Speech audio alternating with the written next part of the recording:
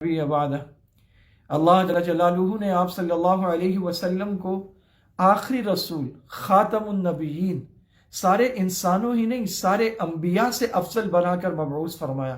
آپ صلی اللہ علیہ وسلم سے مسلمان تو مسلمان، جنہوں نے پڑھا غیر مسلم بھی آپ سے محبت کرتے ہیں۔ لیکن یہ کیا ہوا 8 مارچ کو؟ یہ کیسا طوفان بدتمیزی ہوا؟ ہم ٹیری جونز، گیرٹ ولڈرز اور چارلی ایبڈو کو روتے رہے، لیکن یہاں تو پاکستان میں گستاخی، بدترین گستاخی۔ اس مارچ کا جو فلیگ ہے اس کو زمین پر بچھا کر نقل کفر نباشت، اس پر لکھا گیا میں 9 سال کی تھی، مجھے زبردستی چپ کرا دیا گیا، وہ 50 سال کا تھا، مجھے زبردستی چپ کرا دیا گیا، نقل کفر نباشت، اور اس کی آواز آج بھی مسجدوں میں گونجتی ہے۔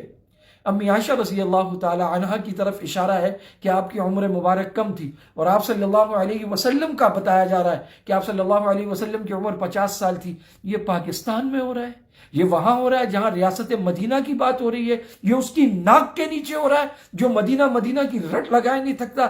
یہ ہمارے ہوتے ہوئے ہو رہا ہے جو ہم ختم بخاری میں بیٹھے ہوئے ہیں، ہم حفظ کی دستار بندیاں کر رہے ہیں، ہم ایک دوسرے کو عالم بننے پر ہار پہنا رہے ہیں، ہم اسے اسلامی جمہوریہ کہتے ہیں۔ ایسی گستاخی تو کارٹون بنانے والوں نے نہیں کی۔ ریجی نالڈ نے جب گستاخی کی تھی تو سلطان صلاح الدین ایوبی مٹھیاں بھیجتے ہوئے کھڑا ہو گیا، اس نے کہا میں اس کو اپنے ہاتھ سے موت کے گھاٹ اتاروں گا، اور اس نے دیر نہیں لگائی، اس کو موت کے گھاٹ اتارا۔ یہ سوسائٹی کو کس طرف لے کے جا رہے ہیں؟ یہ پاکستان کو کہاں لے کے جا رہے ہیں؟ ہم ان رگوں میں خون نہیں بہتا، پیارے آقا کی محبت دوڑتی ہے۔ ہر مسلمان کا یہ حال ہے۔ کائنات کا وہ کون سا مسلمان ہے جو پیارے نبی کی گستاخی برداشت کر سکتا ہے؟ لوگ کٹ مرنے کو تیار ہو جاتے ہیں۔ پاکستان میں پولیس کے پہرے میں ریاست مدینہ کے دعوے داروں کی ناک کے نیچے زمین پر فلیگ پھیلا کر لکھ کر ایسی گندی گستاخیاں، اور اس کے خلاف اگر کوئی احتجاج، کوئی آواز آ رہی ہے تو اسے نہیں سنا جا رہا؟ کیا یہ نہیں دیکھا جا رہا؟ اس کی تصویریں موجود نہیں ہیں؟ کیا یہ نظر نہیں آیا یہ پاکستان میں کیا ہوا ہے؟ ان کے کیا مقاصد ہیں؟ یہ ملک کو کہاں لے کے جا رہے ہیں؟ یہ کیا چاہتے ہیں؟ یہ ہم جنس پرستی کے جھنڈے اٹھا کر اس کے، اور یہ شلواروں کو اور یہ قمیصوں کو خواتین کی ایسے تاروں پر لٹکا کر اور گندی گندی باتیں لکھ کر اور گندے گندے پوسٹر اٹھا کر، یہ اسلامی جمہوریہ پاکستان، یہ ریاست مدینہ، یہ پولیس کے پہرے میں، یہ کیا کر رہے ہو؟ یہ کہاں لے کے جا رہے ہو اس ملک کو؟